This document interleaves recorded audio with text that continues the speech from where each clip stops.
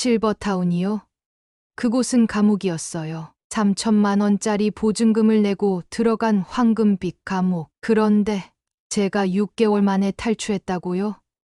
돈도 다 찾아오고 인생도 되찾았어요. 여러분, 제 이야기 좀 들어보실래요? 아들이 처음 실버타운 얘기를 꺼냈을 때는 솔직히 발끈했어요. 아직 내가 그런 곳에 갈 나이는 아니라고 생각했거든요. 그런데 아들이 자꾸 좋은 점만 얘기하는 거예요. 각종 프로그램의 의료 서비스까지 천국처럼 들리더라고요. 정우가 프로그램 안내문을 보여주면서 여기 프로그램을 한번 보라고 하더라고요. 실버힐의 미술, 음악 수업도 있고 독서 모임도 있다면서요. 그 순간 제 마음 한구석에서 작은 설렘이 일어났어요. 여기서 새로운 취미를 가져볼 수 있겠구나 싶었지만 여전히 망설여졌어요. 정우한테 이런 좋은 곳은 비용이 만만치 않을 것 같다고 물었어요. 내가 너희한테 부담 주는 거 아니냐고 걱정했죠. 솔직히 들어가기 겁나기도 했어요. 그 비싼 돈을 내고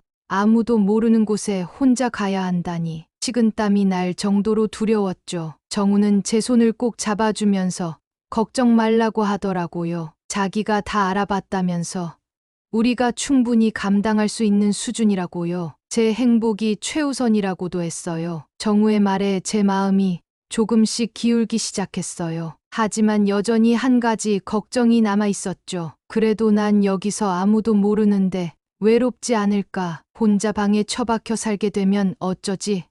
그런 걱정이 머릿속을 가득 채우고 있었어요. 그때 마침 한 할머니가 우리 옆을 지나가셨는데 환한 미소를 지으며 다가오셨죠. 새로 오는 것 같다면서 자기는 박미란이라고 소개하더라고요. 여기 온 지 2달 됐다고 했어요. 처음엔 자기도 걱정 많이 했는데 지금은 정말 좋다면서요. 친구들도 많이 사귀고 매일이 즐겁다고 말하더라고요. 미란 할머니의 말씀을 듣고 나니 마음이 한결 가벼워졌어요. 나도 저렇게 될 수 있을까 싶었죠. 결국 저는 입주를 결심했어요. 두렵기도 했지만 새로운 시작에 대한 기대도 컸죠. 입주날 자식들과 손주들이 모두 와서 저를 배웅해줬어요. 눈물도 났지만 그 눈물 속에는 설렘도 있었어요. 머리를 질끈 쥐어뜯으며 울고 싶기도 했지만 참았죠. 정우가 걱정 말라면서 자주 올 거라고 말하더라고요. 손주들도 자주 놀러 올 거라고 외치더라고요. 제 개인 룸에 짐을 풀면서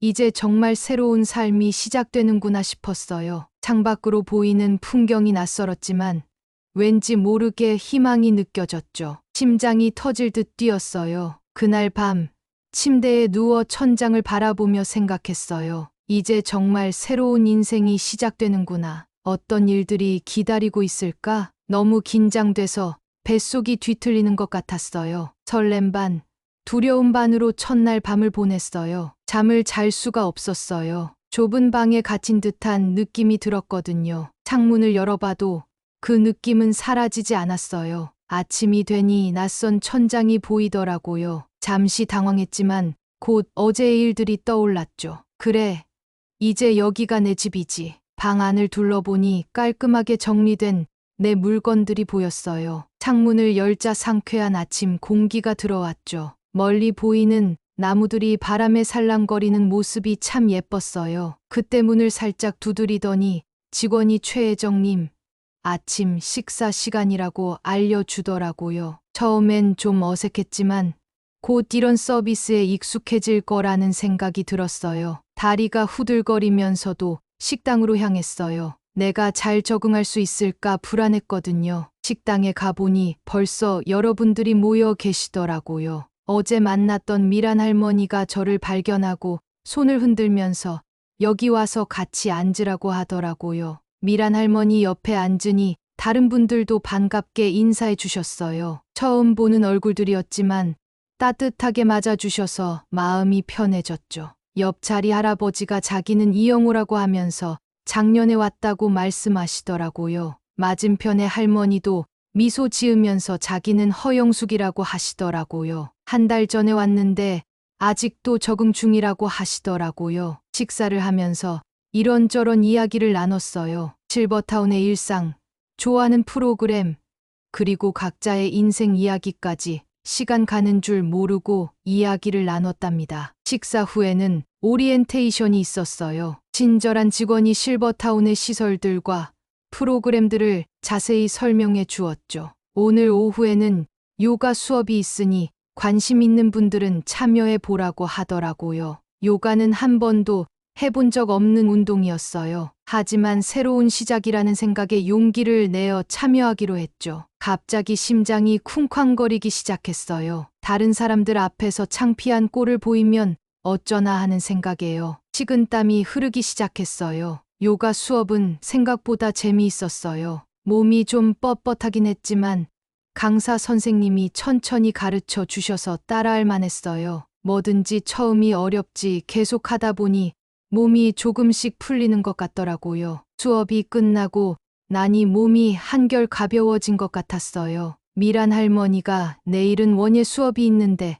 같이 가볼까 하더라고요. 좋다고 했어요. 꽃이랑 나무를 가꾸는 게 좋았는데 요즘엔 기회가 없었거든요. 이렇게 하루하루 새로운 경험을 하면서 시간이 흘러갔어요. 처음에는 낯설고 어색했지만 점점 실버타운 생활에 적응해 갔죠. 얼마 안 지나서 정우가 찾아왔어요. 잘 지내고 있냐고, 불편한 건 없냐고 물어보더라고요. 잘 지내고 있다고 했어요. 여기 와서 새로운 친구들도 사귀고 매일 뭔가 배우는 게 있어서 좋다고요. 정우의 얼굴에 안도의 표정이 스쳤어요. 아마도 제가 잘 적응할 수 있을지 걱정했던 모양이에요. 다행이라면서 저희도 엄마가 행복하셨으면 좋겠다고 하더라고요. 정우와 이야기를 나누면서 문득 깨달았어요. 전에는 아이들이 찾아오길 기다리기만 했는데 이제는 제 이야기를 들려줄 수 있게 되었다는 걸요. 실버타운에서의 생활, 새로 사귄 친구들, 배운 것들, 들려줄 이야기가 많아졌어요. 가슴이 벅차오르는 기분이었어요. 시간이 더 흘러 3개월이 지났을 때 실버타운 생활에 완전히 익숙해졌어요. 매일 아침 요가로 하루를 시작하고 오후에는 원예나 미술 수업에 참여했죠. 저녁에는 친구들과 담소를 나누거나 도서관에서 책을 읽었고요. 특히 원예 수업에서 키운 화초들이 제 방을 가득 채우게 되었어요. 아침마다 화초들에게 물을 주고 이야기를 건네는 게 일상이 되었어요. 혼자 중얼거리면서 꽃들아, 잘 잤니? 오늘도 예쁘게 자라주렴 하고 말하곤 했어요. 이렇게 말하는 제 모습을 보면 스스로도 웃음이 나왔어요. 젊었을 때는 바빠서 이런 여유를 가져본 적이 없었거든요. 그런데 어느 날부터인가 조금씩 변화가 느껴지기 시작했어요. 처음에는 사소한 것들이었어요. 식당 음식의 질이 조금씩 떨어지는 것 같다거나 청소가 예전만큼 꼼꼼하지 않다거나 하는 거예요. 미란 할머니가 요즘 음식이 좀 맛이 없어진 것 같다고 하더라고요. 저도 동의했어요. 하지만 그때는 큰 문제라고 생각하지 않았어요. 어쩌다 그럴 수도 있겠지 하고 생각했거든요. 그런데 시간이 지날수록 이런 일들이 더 자주 일어나기 시작했어요. 프로그램들도 점점 형식적으로 변해갔고 직원들의 태도도 달라졌어요. 처음에는 항상 밝게 웃으며 인사하던 직원들이 이제는 무표정하게 지나가곤 했죠. 어떤 날은 요가 수업이 강사님 개인 사정으로 취소되었다고 하더라고요. 이런 일이 한 달에 한두 번씩 일어나기 시작했어요. 대체 프로그램도 없이 그냥 취소되는 경우가 많았죠. 너무 실망스러웠어요. 가슴이 답답해지기 시작했어요. 또 한 가지 큰 문제는 의료 서비스였어요. 실버타운에 입주할 때 24시간 의료 지원을 약속받았는데 실제로는 그렇지 않았거든요. 어느 날 밤 옆방의 이영호 할아버지가 갑자기 가슴 통증을 느끼셨는데 당직 간호사가 자리를 비웠다고 하더라고요. 결국 119를 불러 병원으로 모셔야 했다고 하더라고요. 다행히 큰 문제는 아니었지만 우리 모두에게 큰 충격을 주었어요. 이런 일들이 쌓이면서 입주민들 사이에 불만이 쌓이기 시작했어요. 복도에서 만나면 이런저런 불평들이 오갔어요. 요즘 직원들 태도가 너무 불친절하다고들 하더라고요. 우리가 돈 내고 사는 곳인데 이게 뭐냐고 하시는 분들도 계셨어요. 저도 점점 마음이 불편해졌어요. 처음에 느꼈던 설렘과 기대가 사라지고 대신 실망과 분노가 자리 잡기 시작했죠. 가슴이 꽉 막힌 것처럼 답답했어요. 어느 날 저는 용기를 내어 관리사무소를 찾아갔어요. 직원한테 최근에 있었던 몇 가지 문제들에 대해 이야기하고 싶다고 했어요. 하지만 돌아온 대답은 실망스러웠어요. 김예정님, 저희도 최선을 다하고 있다면서 모든 분들을 완벽하게 만족시키기는 어려운 점 이해해 달라고 하더라고요. 형식적인 대답뿐이었죠. 제 말을 진지하게 들으려는 태도조차 보이지 않았어요. 피가 거꾸로 솟는 것 같았어요. 눈물이 핑 돌았지만 참았어요. 이런 문제들이 계속되면서 실버타운 내 분위기도 변해갔어요. 처음에는 서로 웃으며 인사하고 대화를 나누던 입주민들이 이제는 각자의 방에 틀어박혀 지내는 경우가 많아졌어요. 미란 할머니가 요즘 기분이 어떠냐고 물어보더라고요. 글쎄요. 처음에 느꼈던 그 설렘이 많이 사라진 것 같다고 했어요. 미란 할머니는 어떠냐고 물었더니 자기도 그렇다면서요. 가끔은 여기 온 걸 후회하기도 한다고 하더라고요. 미란 할머니의 말에 가슴이 아팠어요. 우리 모두 더 나은 삶을 위해 이곳에 왔는데 현실은 그렇지 않았으니까요. 눈물이 왈칵 쏟아질 것 같았어요. 그러던 어느 날 큰 사건이 일어났어요. 저녁 식사 시간에 갑자기 한 할머니가 쓰러진 거예요. 모두가 놀라서 우왕좌왕하는 사이 한 할아버지가 의사를 좀 불러달라고 소리쳤다고 해요. 왜 다들 가만히 있냐면서요. 그제서야 직원들이 움직이기 시작했지만 너무 늦었어요. 결국 그 할머니는 병원으로 옮겨졌지만 위독한 상태였죠. 온몸이 부들부들 떨리는 거예요. 저렇게 방치당하다가 죽을 수도 있겠구나 싶었죠. 이 사건 이후로 실버타운 전체가 술렁이기 시작했어요.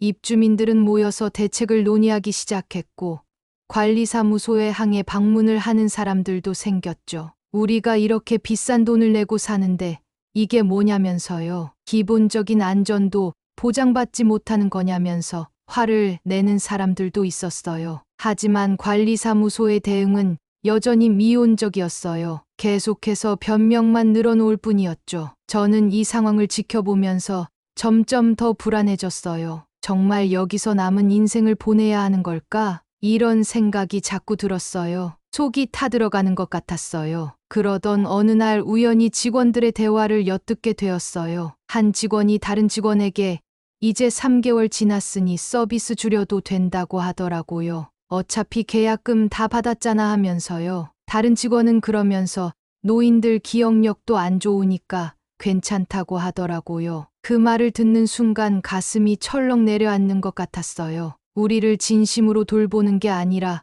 그저 돈벌이 수단으로만 여기고 있다는 사실에 큰 충격을 받았죠. 머리가 하얘지는 것 같았어요. 온몸에 식은땀이 흐르기 시작했어요. 그날 밤 저는 잠을 이루지 못했어요. 계속해서 그 직원들의 말이 머릿속에 맴돌았어요. 내가 왜 여기 와 있는 걸까? 이게 정말 내가 원하던 노후의 모습일까? 이런 생각들이 끊임없이 떠올랐어요. 다음 날 미란 할머니를 만났을 때 제 마음을 털어놓았어요. 미란 할머니한테 난 더 이상 여기 있고 싶지 않다고 했어요. 미란 할머니도 자기도 그렇다면서 처음과는 너무 다르다고 하더라고요. 우리는 서로를 바라보며 한숨을 쉬었어요. 벌써 실버타운 생활이 이렇게 끝나게 될 줄은 몰랐죠. 그러던 중에 제 막내딸 지연이 찾아왔어요. 엄마 잘 지내냐고 얼굴색이 안 좋아 보인다면서 물어보더라고요. 저는 그동안 있었던 일들을 지연에게 털어놓았어요. 처음에는 좋았지만 점점 나빠지는 상황들, 늘어나는 불만들, 그리고 제 마음속의 불안까지. 지연은 제 이야기를 듣고 깊은 한숨을 내쉬었어요. 엄마, 정말 죄송하다면서 우리가 더 꼼꼼히 알아보고 결정했어야 했는데 라고 하더라고요. 지연이 미안해하는 모습을 보니 마음이 아팠어요. 하지만 동시에 이런 생각도 들었죠. 이제 와서 미안하다고 한들 뭐가 달라지겠어. 속으로는 왜 더 일찍 찾아오지 않았냐고 묻고 싶었지만 참았어요. 그날 밤 저는 오랜만에 울었어요. 제 인생의 마지막이 될지도 모르는 시간을 이렇게 불안과 실망 속에서 보내야 한다는 생각에 너무나 슬펐거든요. 베개를 껴안고 소리 없이 흐느꼈어요. 눈물이 자꾸만 흘러내렸어요. 하지만 동시에 이대로는 안 된다는 생각도 들었어요. 실버타운에 온 지 어느덧 6개월이 지났어요. 처음엔 모든 게 새롭고 좋았지만 점점 가족들과 멀어지는 것 같아 마음이 아팠답니다. 입주 초기에는 아이들이 일주일에 한 번씩 찾아왔어요. 손주들과 함께 와서 웃음꽃을 피웠죠. 하지만 그것도 잠시뿐이었어요. 점점 아이들의 방문이 뜸해지더니 전화마저도 줄어들었어요. 어느 날 제가 먼저 전화를 걸었더니 바쁘다면서 나중에 연락하겠다고 하더라고요. 전화를 끊고 나니 눈물이 왈칵 쏟아졌어요. 내가 여기 왜 왔나 하는 생각이 계속 맴돌았죠. 그날 이후로 저는 자주 울었어요. 밤에 혼자 있을 때면 더 서럽더라고요. 가족들 생각에 잠을 이루지 못하는 날도 많았어요. 옆방의 미란 할머니가 제 모습을 보고 걱정했어요. 무슨 일 있냐면서 요즘 얼굴색이 안 좋아 보인다고 하더라고요. 괜찮다고 했지만 사실 전혀 괜찮지 않았어요. 가슴 속에 커다란 바위가 올려져 있는 것 같았어요. 어느 날은 큰아들 정우에게 전화를 걸었어요. 요즘 잘 지내냐고 물었더니 회사 일이 바빠서 정신없이 지내고 있다고 하더라고요. 그러면서 엄마한테 죄송하다고 다음에 시간 내서 꼭 찾아뵐게요 하더라고요. 하지만 그 다음이 언제일지 알 수 없었어요. 전화를 끊고 한참을 멍하니 창만 바라봤어요. 작은 아들 태우에게 전화를 걸어봤어요. 보고 싶다고 했더니 자기도 보고 싶다면서도 요즘 애들 학원 때문에 정신이 없다고 하더라고요. 그래 공부가 중요하지 하고 말했지만 마음속으로는 나보다 중요하냐? 고 묻고 싶었어요. 차마 말을 꺼내지 못했어요. 목구멍까지 차오르는 섭섭함을 꾹 눌러 삼켰어요. 가족들의 빈자리를 채우려고 실버타운의 프로그램에 열심히 참여했어요. 요가도 하고 노래 교실도 다녔죠. 하지만 그 어떤 것도 가족의 빈자리를 채워주진 못했어요. 밤이면 옛집에서의 추억이 떠올랐어요. 아이들이 어렸을 때 온 가족이 둘러앉아 저녁을 먹던 모습. 명절이면 북적거리며 떠들썩하게 지내던 시간들. 그 모든 게 그리웠어요. 나는 지금 뭐 하고 있는 걸까? 거울 속 내 모습을 보며 중얼거렸어요. 눈가의 주름은 더 깊어진 것 같고 머리카락은 더 하얘진 것 같았어요. 실버타운의 다른 분들도 비슷한 처지인 것 같아요. 복도에서 마주치면 서로 아무 말 없이 고개만 끄덕이곤 했죠. 다들 같은 마음이었나 봐요. 모두의 눈에 슬픔이 담겨 있었어요. 어느 날은 로비에 앉아 현관만 하염없이 바라봤어요. 누군가 들어올 때마다 혹시 우리 아이들인가 하고 고개를 들었죠. 하지만 매번 실망했어요. 가슴이 찢어질 것 같았어요. 직원이 와서 저녁 식사 시간이라고 말해줬어요. 힘없이 일어났고 식당으로 가는 길에 문득 생각났어요. 오늘이 지연이 생일이구나 하고 서둘러 방으로 돌아와 전화를 걸었어요. 생일 축하한다고 했더니 제 생일을 기억하고 있냐면서 고맙다고 하더라고요. 잘 지내냐고 물었더니 너무 걱정하지 말라면서 다음에 시간 내서 온다고 하더라고요. 전화를 끊고 한참을 울었어요. 딸아이 생일날 케이크에 촛불 켜주고 노래 불러주던 때가 있었는데 이제는 그저 전화 한 통으로 끝나는구나 싶어서요. 심장이 찢어지는 것 같았어요. 창밖으로 노을이 지고 있었어요. 아름다운 풍경이었지만 제 마음은 점점 더 어두워져 갔어요. 이렇게 살다 끝내는 건가 하는 생각에 절망감이 밀려왔어요. 이대로 죽으면 정말 허무할 것 같았어요. 누가 날 기억해 줄까? 이런 생각들이 머릿속을 스쳐 지나갔어요. 저는 실버타운에서 생활이 점점 더 힘들어졌어요. 가족들과 멀어진 것도 서러운데 이제는 같이 사는 사람들과도 갈등이 생기기 시작했죠. 어느 날 아침 저는 미란 할머니와 함께 운동실에 갔어요. 요즘 들어 허리가 아파서 가벼운 운동이라도 해야겠다고 생각했거든요. 미란 할머니가 우리 천천히 하자면서 너무 무리하지 말라고 걱정스레 말하더라고요. 그래, 미란 할머니, 우리 나이에 맞게 하면 되지 하고 말했어요. 하지만 운동실에 들어서자마자 불편한 시선이 느껴졌어요. 이미 몇 분들이 운동 기구를 사용하고 계셨는데 우리를 보더니 못마땅한 표정을 짓는 거예요. 심장이 쿵쾅거리기 시작했어요. 저희는 그냥 빈 자전거에 앉아 천천히 페달을 밟기 시작했어요. 그런데 얼마 지나지 않아 한 할아버지가 다가와 왜 이렇게 느리게 하냐면서 다른 사람들도 써야 한다고 말하더라고요. 순간 당황스러웠지만 참고 죄송하다고 했어요. 저희도 곧 마치고 나가겠다고 했어요. 그런데 이게 끝이 아니었어요. 또 다른 할머니가 와서 우리 때문에 다른 사람들이 운동할 시간이 없다고 말하더라고요. 이 말에 미란 할머니가 화를 냈어요. 무슨 소린지 모르겠다면서 우리도 똑같이 시설을 이용할 권리가 있다고 하더라고요. 저도 참지 못하고 맞다고 했어요. 우리가 뭐 공짜로 있는 줄 아냐고 물었어요. 순간 운동실 안에 분위기가 싸늘해졌어요. 다른 분들도 하나둘 모여들기 시작했고 말다툼은 점점 격해졌어요. 한 할머니는 우리가 기구를 독차지하고 있다고 했고 우리는 독차지가 아니라고 했어요. 우리도 돈 내고 사는 거라면서 왜 운동을 못하냐고 따졌어요. 다른 할머니는 그렇게 운동할 거면 아예 오지를 말라고 하더라고요. 서로 목소리가 높아지고 얼굴이 붉어졌어요. 평소에는 인사도 나누고 친하게 지내던 분들인데 이렇게 다투는 모습을 보니 마음이 아팠어요. 그때 직원이 급하게 들어왔어요. 어르신들 뭐 하시는 거냐면서 그러시면 안 된다고 하더라고요. 직원이 중재에 나섰지만 이미 엎질러진 물이었어요. 저와 미란 할머니는 운동실을 나왔어요.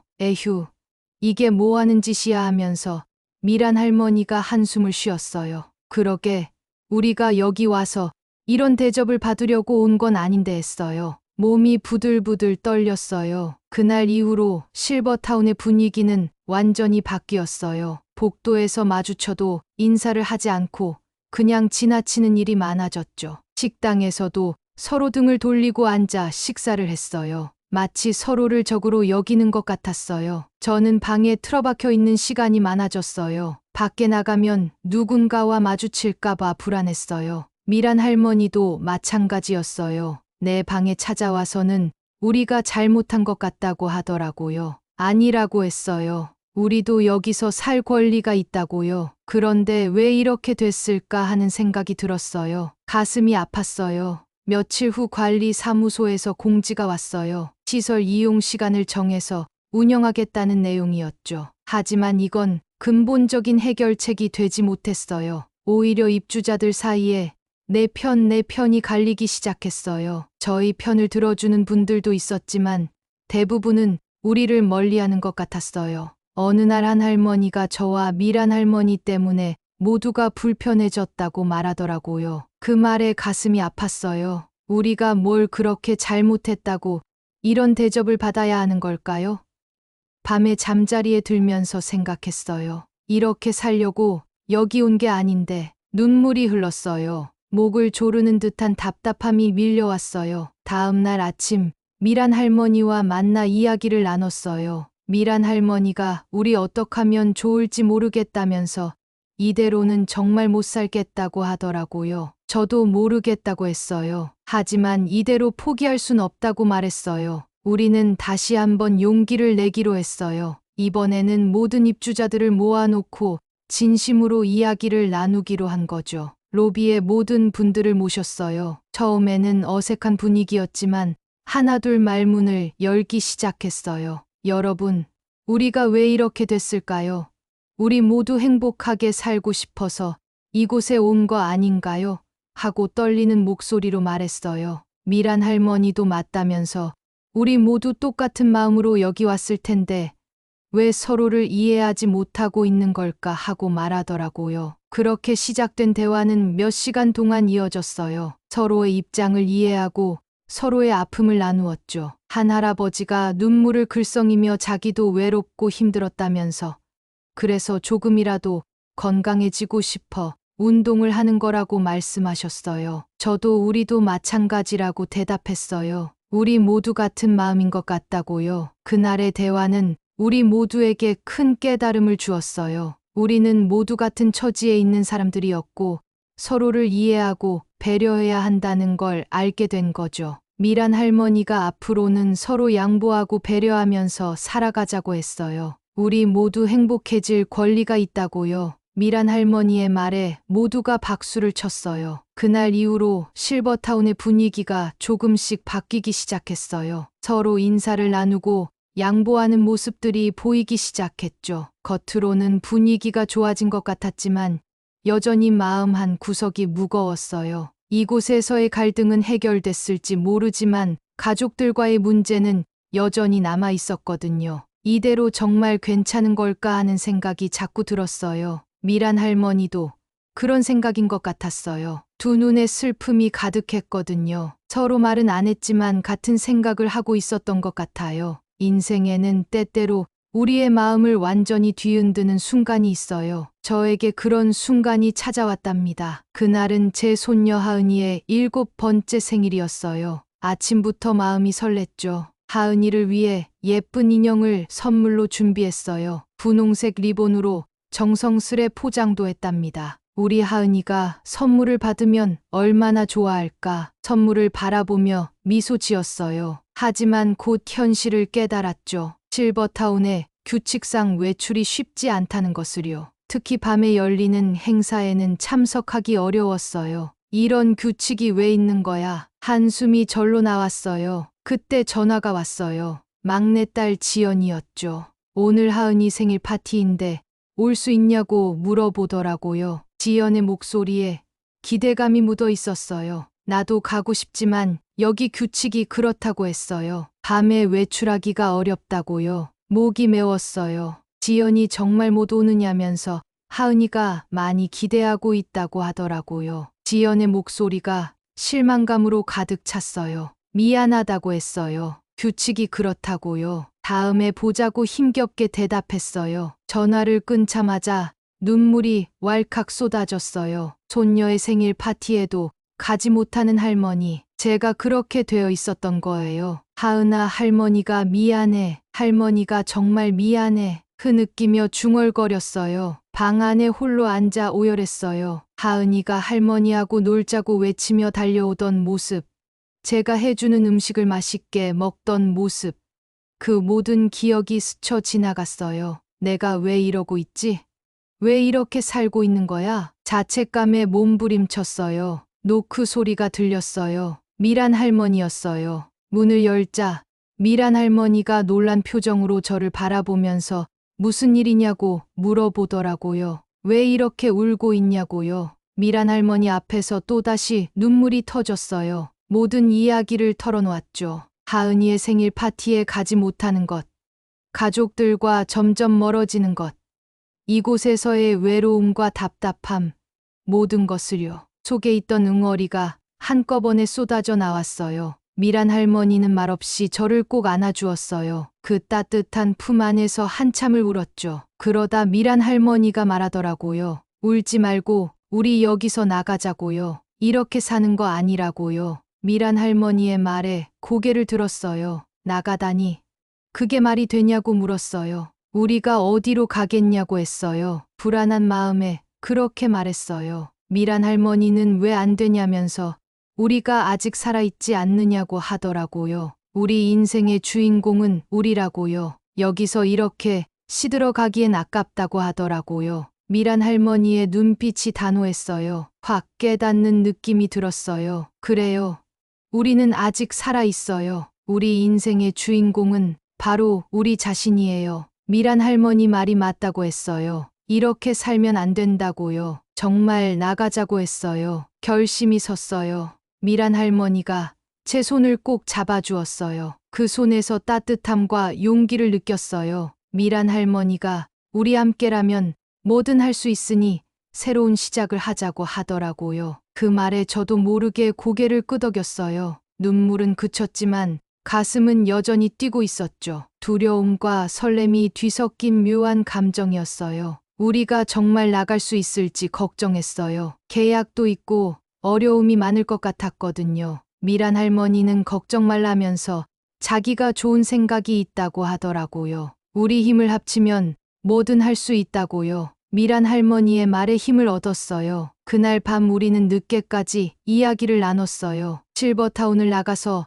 어떻게 살아갈지, 무엇을 해야 할지 모든 게 변화가 필요했어요. 그리고 그 변화를 만들어내는 건 바로 우리 자신이라는 걸 알았어요. 두렵고 불안하더라도 결심을 하고 나니 우리 안에 용기가 생기더라고요. 미란 할머니와 저는 실버타운의 문제점들을 기록하기 시작했어요. 미란 할머니가 우리가 겪은 모든 일을 적어보자면서 하나도 빠뜨리지 말라고 하더라고요. 우리는 방에 앉아 종이와 펜을 꺼냈어요. 처음에는 어디서부터 시작해야 할지 막막했지만 하나씩 떠올리며 적어 나갔죠. 먼저 처음 왔을 때 친절하던 직원들이 어느 순간부터 불친절해진 것부터 얘기했어요. 인사도 제대로 안 하고 우리 부탁을 무시하기 시작했다고요. 미란 할머니가 맞다면서 고개를 끄덕이며 받아쳤어요. 우리는 계속해서 기억을 더듬어 문제점들을 적어 나갔어요. 불친절한 직원들의 태도 변화, 점점 맛없어지고 줄어든 식사, 외출을 제한하는 과도한 규제, 프로그램 축소와 질 저하, 의료 서비스 부실, 시설 관리 소홀, 목록이 길어질수록 우리의 마음도 무거워졌어요. 이렇게 많은 문제가 있었다니 우리가 왜 진작 이렇게 하지 않았을까 하는 후회도 들었죠. 미란 할머니가 이렇게 많은 문제가 있었는데 우리가 참고 살았다니 믿기지 않는다고 하더라고요. 저도 동감했어요. 이걸로 우리의 권리를 찾아야 한다고 했어요. 더 이상 여기서 살 수 없다고요. 우리는 밤새 증거를 모으고 정리했어요. 사진도 찍고 다른 입주자들의 증언도 녹음했어요. 모든 준비를 마치고 나니 아침이 밝아오고 있었어요. 미란 할머니가 이제 관리자를 만나러 가서 계약 해지를 요구하자고 했어요. 우리는 긴장된 마음으로 관리 사무실로 향했어요. 가는 길에 다른 입주자들이 우리를 응원해 주었죠. 할머니들, 꼭 좋은 결과 있기를 바란다면서 파이팅하라고, 힘내라고 하더라고요. 그 말들이 우리에게 큰 힘이 되었어요. 관리 사무실 문을 두드리고 들어가자 관리자가 놀란 표정으로 우리를 맞이했어요. 어르신들, 무슨 일로 오셨냐고 물어보더라고요. 우리가 할 말이 있어서 왔다고 했어요. 떨리는 목소리로 말했어요. 관리자가 말씀해 보라고 하더라고요. 우리는 계약을 해지하고 싶다고 했어요. 더 이상 여기서 살 수 없다고요. 제 목소리가 점점 커졌어요. 관리자는 당황한 기색이 역력했어요. 갑자기 무슨 말씀이냐면서 계약 기간이 아직 남아있는데 라고 하더라고요. 그때 미란 할머니가 나섰어요. 우리가 왜 계약을 해지하려는지 들어보겠냐면서 준비한 증거들을 보라고 했어요. 우리가 준비한 자료들을 관리자 앞에 펼쳐놓았어요. 사진, 녹음 파일, 상세한 기록들. 관리자의 안색이 창백해지는 것이 보였어요. 관리자가 말을 더듬으면서 이게 뭐냐고 하더라고요. 더 이상 이대로 살 수 없으니 계약을 해지하고 떠나겠다고 단호하게 말했어요. 관리자는 한동안 아무 말도 하지 못하고 자료들을 뒤적이기만 했어요. 그러다 마침내 고개를 들더니 한숨을 쉬었죠. 계약 해지에는 위약금이 있다면서 그걸 감당할 수 있겠냐고 물어보더라고요. 우리는 이미 그 부분도 준비해 왔다고 했어요. 그 위약금이 부당하다는 것도 증명할 수 있고 우리가 겪은 불이익을 고려하면 오히려 보상을 받아야 할 상황이라고 했어요. 관리자는 잠시 고민하더니 결국 고개를 끄덕였어요. 알겠다면서 우리의 요구를 받아들이겠다고 했어요. 계약 해지 절차를 진행하겠다고요. 우리는 서로 놀란 눈빛을 교환했어요. 이렇게 쉽게 받아들일 줄은 몰랐거든요. 미란 할머니가 정말이냐면서 위약금 없이 계약을 해지해 주는 건지 확인했어요. 관리자가 그렇다면서 어르신들께 불편을 끼쳐 죄송하다고 했어요. 최대한 빨리 절차를 마무리 짓겠다고 하더라고요. 우리는 그 자리에서 계약 해지 절차를 시작했어요. 퇴소 날짜, 보증금 반환, 짐 정리 기간 등을 하나하나 꼼꼼히 확인했죠. 관리자가 일주일 후면 모든 절차가 마무리될 거라고 했어요. 알겠다고 하면서 그때까지 우리도 준비하겠다고 했어요. 사무실을 나오는 우리의 발걸음이 가벼웠어요. 미란 할머니한테 우리가 해냈다면서 드디어 여기서 나갈 수 있게 됐다고 말했어요. 미란 할머니가 우리가 함께하니 이렇게 큰 일을 해낼 수 있었다면서 환하게 웃더라고요. 복도에서 기다리고 있던 다른 입주자들에게 소식을 전하자 모두가 놀라워했어요. 한 할아버지가 할머니들 대단하다면서 자기도 용기를 내야겠다고 말씀하시더라고요. 그날 밤 저는 오랜만에 편안한 마음으로 잠자리에 들었어요. 일주일 후면 새로운 삶이 시작된다는 희망에 가슴이 벅차올랐어요. 나이가 들었다고 해서 우리의 권리를 포기해선 안 돼요. 우리도 여전히 존중받아야 할 소중한 존재라는 걸 잊지 마세요. 그리고 함께하면 어떤 어려움도 극복할 수 있다는 걸 기억하세요. 우리의 새로운 여정은 여기서 시작되었어요. 드디어 그날이 왔어요. 실버타운을 떠나 새로운 삶을 시작하는 날이었죠. 짐을 싸는 동안 많은 감정이 교차했어요. 기쁨, 설렘 그리고 약간의 두려움까지. 미란 할머니가 정말 떠나는 거냐고 물어보더라고요. 그래요. 드디어 우리 삶을 되찾는 거라고 말했어요. 우리는 함께 아파트를 구했어요. 가족들 근처에 있는 작지만 아늑한 곳이었죠. 이사날 실버타운을 나서는 순간 가슴이 벅차올랐어요. 미란 할머니한테 우리가 해냈다면서 활짝 웃었어요. 미란 할머니도 이제 진짜 새 삶을 시작하는 거라면서 기쁨이 가득한 목소리로 대답했어요. 새 집으로 들어서는 순간 우리 앞에 펼쳐진 가능성들이 느껴졌어요. 이제 우리가 원하는 대로 살 수 있는 거예요. 미란 할머니가 이제 우리 맘대로 할 수 있다면서 늦잠 자고 싶으면 자고 밤에 산책 가고 싶으면 가도 된다고 하더라고요. 저도 고개를 끄덕이면서 우리 인생의 주인공은 우리 자신이라고 말했어요. 짐을 풀면서 우리는 앞으로의 계획을 세웠어요. 가족들과 더 자주 만나기, 오래전부터 하고 싶었던 취미 시작하기, 그리고 무엇보다 서로를 의지하며 행복하게 살아가기. 그날 밤, 새집 창문으로 보이는 별들을 바라보며 생각했어요. 이제야 진정한 나의 삶을 살게 되는구나. 새 집으로 이사한 지 일주일이 지났어요. 그리고 드디어 기다리던 날이 왔죠. 바로 가족들과의 모임이에요. 아침부터 부지런히 준비를 했어요. 손주들이 좋아하는 음식도 만들고 집안 곳곳을 정리했어요. 미란 할머니도 와서 도와주었어요. 미란 할머니가 긴장되냐고 물어보더라고요. 조금 그렇다고 했어요. 오랜만에 다 같이 모이는 거라서요. 초인종 소리에 가슴이 두근거렸어요. 문을 열자 손녀 하은이가 제일 먼저 달려와 안겼어요. 할머니, 보고 싶었다고 하면서요. 하은이의 목소리에 눈시울이 붉어졌어요. 이어서 자식들과 손주들이 들어왔어요. 집안이 금세 웃음소리로 가득 찼죠. 식탁에 둘러앉아 오랜만에 함께하는 식사를 했어요. 자식들은 제가 만든 음식을 맛있게 먹었고 서로의 근황을 나누었죠. 식사가 끝나갈 무렵 큰아들 정우가 입을 열더라고요. 엄마, 정말 죄송하다면서 자기가 잘못 판단했다고 하더라고요. 실버타운이 좋을 거라 생각했는데 라고 말하면서 정우의 눈에 미안함이 가득했어요. 저는 따뜻하게 미소 지었죠. 아니야. 너 덕분에 오히려 좋은 경험을 했다고 말했어요. 그리고 소중한 친구도 얻었다면서 미란 할머니를 바라봤어요. 미란 할머니도 따뜻하게 웃어주었어요. 작은 아들 태우가 자기들이 엄마를 더 자주 찾아뵈었어야 했는데 하고 말하더라고요. 그래, 이제부터라도 자주 보자.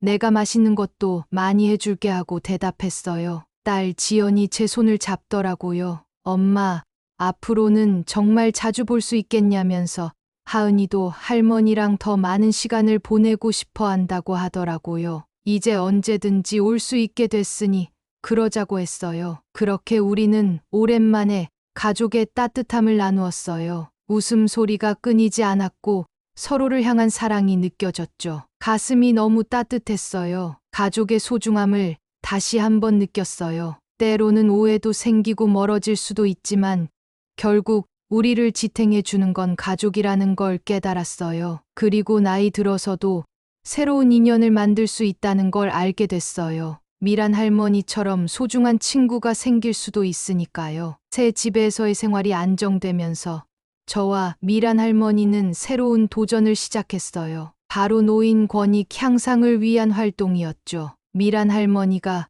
우리가 겪은 일들을 다른 사람들과 나누면 어떻겠냐고 제안하더라고요. 저도 우리 경험이 누군가에게 도움이 될 수 있겠다고 동의했어요. 우리는 지역 노인 복지관에 연락해 강연 기회를 얻었어요. 처음에는 긴장되었지만 우리의 이야기를 듣고 싶어 하는 사람들이 많다는 걸 알고 용기를 냈어요. 강연장에 들어서자 많은 분들이 우리를 반갑게 맞아주셨어요. 한 분이 실버타운에서 탈출하신 할머니들이냐고 물어보셨어요. 네.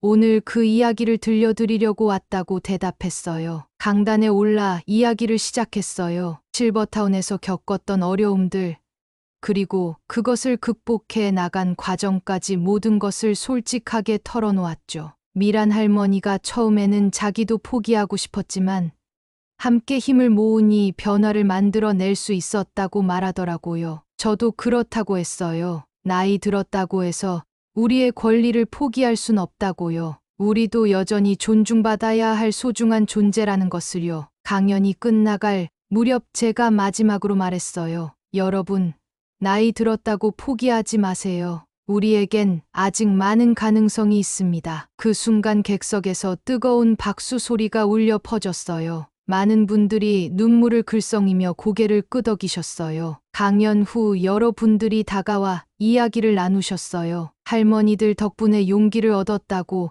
자기도 변화를 만들어내고 싶다고 하시더라고요. 가슴이 뿌듯했어요. 우리의 경험이 누군가에게 희망이 된다는 게 정말 기뻤어요. 그날 이후로 우리의 활동은 계속되었어요. 다른 복지관에서도 강연 요청이 왔고, 심지어 방송 출연 제안도 받았죠. 미란 할머니가 우리가 이렇게 많은 사람들에게 힘이 된다니 믿어지지 않는다고 하더라고요. 저도 그랬어요. 우리의 경험이 이렇게 의미 있는 일이 될 줄은 몰랐어요. 인생에는 끝이 없는 것 같아요. 나이가 들어도 우리는 새로운 시작을 할 수 있고 의미 있는 일을 할 수 있다는 걸 알게 됐어요. 우리의 경험과 지혜는 누군가에겐 큰 힘이 될 수 있어요. 자신을 믿고 도전하는 게 중요한 것 같아요. 그러면 우리 모두의 삶이 더욱 빛날 거예요. 실버타운은 우리 노인들을 위한 공간이라고 하지만 때로는 우리의 자유와 존엄성을 제한할 수 있어요. 제 경험을 통해 깨달은 건 진정한 행복은 편안함이 아닌 우리의 선택에서 온다는 거예요. 실버타운이 모두에게 나쁜 곳은 아니에요. 하지만 우리 각자의 필요와 원하는 삶의 방식이 다르다는 걸 인정해야 해요. 중요한 건 우리가 어디서 살든 우리의 목소리를 낼 수 있고 존중받아야 한다는 거예요. 앞으로 실버타운이 더 나은 공간이 되길 바랍니다. 우리 노인들의 다양한 욕구를 반영하고 진정한 의미의 집이 될 수 있기를 희망해요. 지난 1년 동안 정말 많은 일이 있었어요. 실버타운에 입주했다가 탈출하고 새로운 삶을 시작하고 이젠 다른 노인분들의 권익을 위해 활동하기까지. 인생이 이렇게 변할 줄은 몰랐어요. 오늘은 특별한 날이에요. 제 61번째 생일이거든요. 미란 할머니와 가족들이 모두 모여 파티를 해주었어요. 하은이가 직접 만든 카드도 줬어요. 할머니, 세상에서 제일 멋진 할머니예요. 하은이의 글씨를 보는데 눈물이 났어요. 정우가 건배를 제안했어요. 우리 어머니의 용기와 지혜에 건배하자고 했어요. 모두가 잔을 들었어요. 제 눈에서 행복한 눈물이 흘렀어요. 작년 이맘때는 실버타운에서 홀로 울고 있었는데 지금은 사랑하는 사람들에게 둘러싸여 있었어요. 인생은 정말 예측할 수 없는 것 같아요. 미란 할머니가 귓속말로 말하더라고요. 혜정아, 우리가 해냈다고요. 맞아요.